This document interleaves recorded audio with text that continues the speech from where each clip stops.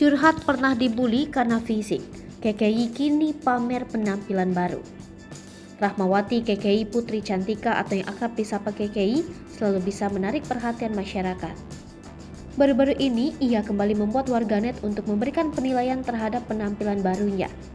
Dalam postingannya di akun Instagram @rahmawati KKI Putri Cantika 23, KKI melakukan swafoto dengan penampilannya berambut panjang berwarna hitam keabu-abuan. Sontak postingannya menuai komentar buruk warganet. Ada menyarankannya ke psikolog hingga menyinggung postingannya hanya untuk viral. Kendati demikian, ada pula warganet yang memberinya dukungan dan memujinya. Seperti yang diberitakan Tribun News, KKI mengaku dirinya menjadi korban bullying. Ia merasa heran dengan pihak tertentu yang merendahkan orang lain lantaran dinilai jelek. Sementara itu mereka memuji yang terlihat menawan. Kendati menjadi korban bullying, KKI tetap bersyukur dengan fisiknya. Pemilik nama lengkap Rahmawati KKI Putri Cantika itu pun menilai bahwa kecantikan atau ketampanan tak selalu berkaitan dengan fisik. KKI mengingatkan bahwa orang jelek bukan berarti hatinya pun jelek.